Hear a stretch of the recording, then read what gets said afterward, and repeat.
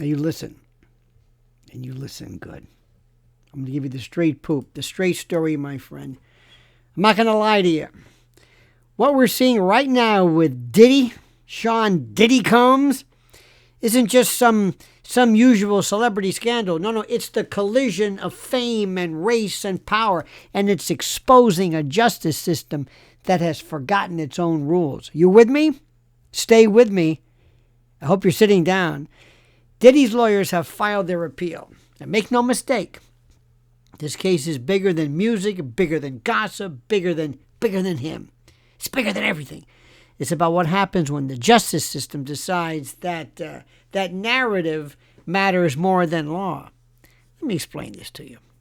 Let's start with the facts of the case, okay? And why this is so special and why Diddy is furious. After an 8-week trial, the jury rejected the government's most explosive claims. Not guilty on sex trafficking, not guilty on racketeering. Do you know what that means? That never happens.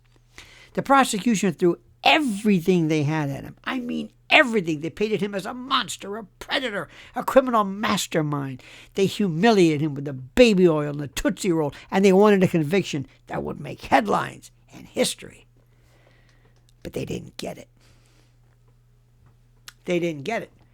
And instead of accepting defeat, they reached into the legal attic and they pulled out the Mann Act, this ancient, hoary, dusty law, written in 1910 to combat prostitution and human trafficking. And they used it to convict Diddy for transportation with the intent to engage in prostitution. He never did that.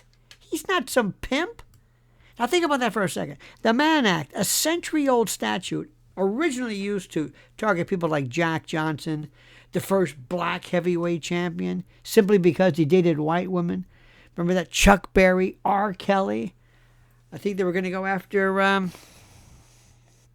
Anyway. It's usually considered a kind of a racist thing. Could be. This was a law designated to moralize human behavior, not to administer justice. Anyway, they use it again in 2025 against another powerful black man. That's right. Another man. So Diddy's defense team says his entire case is a modern-day weaponization of morality. They argue that what happened behind closed doors between consenting adults was twisted into some public spectacle. They're not defending immorality. They're defending the principle that consensual acts are not crimes, no matter how salacious they may appear when filtered through headlines. And the government wanted 11 years. 11 years! And the defense asked for 14 months, and the judge gave him 50. 4 years and 2 months behind bars for what? The maximum sentence and a $500,000 fine. Now here's where the system shows its hand. During sentencing, the judge said he could consider anything, even conduct the jury had already acquitted Diddy of. It's called acquitted conduct. And that means you can be found not guilty on major charges, yet still be punished as if you were. Now imagine that.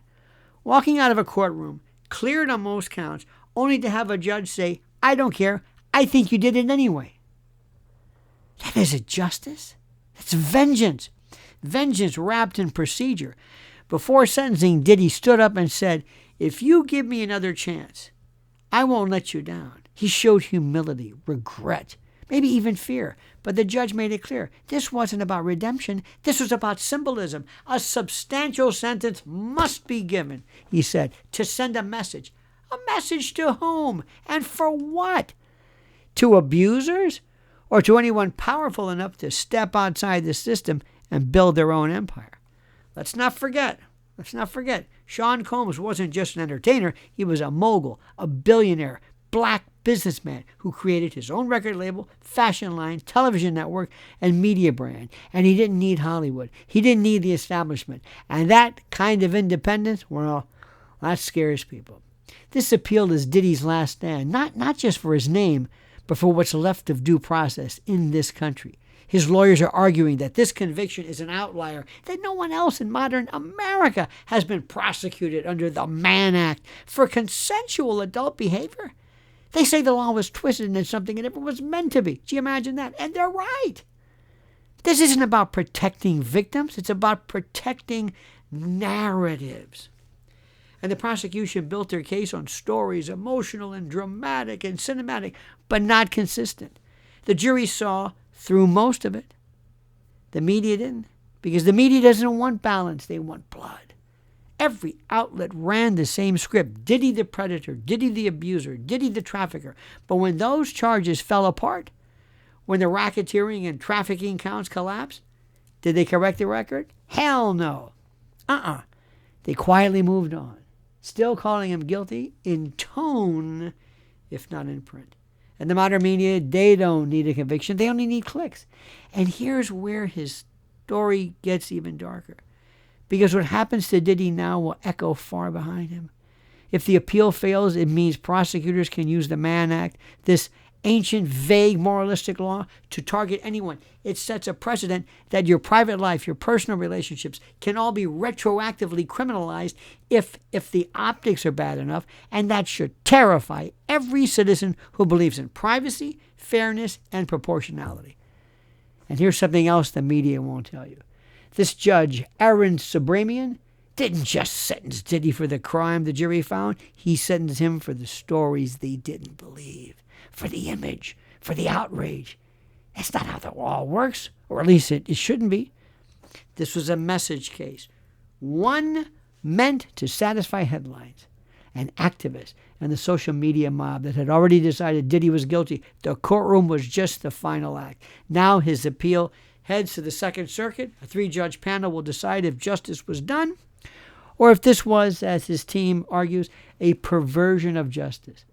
They'll examine whether the trial court went too far, whether it violated due process by considering acquitted conduct, and whether this was prosecution by public pressure rather than evidence. But while the lawyers argue in chambers, the real trial continues out here in the media. Because for all the legal maneuvering, this case is a mirror. It shows us how easily we abandon fairness when it's fashionable, how quickly we trade justice for spectacle, and how willing we are to destroy people, not for what they've proven to have done, but for what we've been told to believe about them. Look, nobody's perfect. Diddy's not perfect. Nobody's saying he's perfect. Nobody is. But the question isn't whether he's flawed. It's whether he's been treated fairly. The system doesn't get to pick targets because of fame or fear. It doesn't go to the end to determine after the fact guilt. You listen to the evidence. That's not the law. That's politics dressed up as prosecution. So here's the truth. This appeal isn't just about Sean Combs. It's about the soul of the justice system. If a man can be convicted under a 115-year-old moral statute for acts between consenting adults, after being acquitted of the serious charges, then no one is safe from selective prosecution. Nobody. This case is about power. This is the power of the state, the power of narrative, the power of perception. And the only counterweight or counterbalance to that power is truth. So stay awake. Watch the filings. Read the motions. Don't let the media hand you a ready-made verdict. If we care about justice, real justice, then we care about what happens next. Because if they can twist the law to destroy a man like Diddy, they can twist it to destroy anyone, including you. And that's why this story matters. Not because it's sensational, because it's precedent. And one more thing.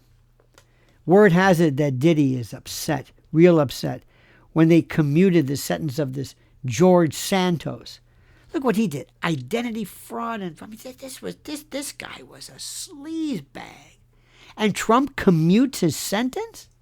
What? Is Diddy going to say, to hell with this, I'm talking. I could bring a lot of people down. Or is he going to play it safe and say, you know what? I'll do my time, but I'm never going to forget. I don't know. See, you don't know what happens when you strip a man of dignity, when you make a man feel like there's nothing left. He gets desperate, and he does some things sometimes that are really, really unwise, if you think about it. So let's keep an eye on this. Thank you for watching, my dear friends. Thank you for watching. Don't give up hope. Keep watching, but don't believe anything you hear except me.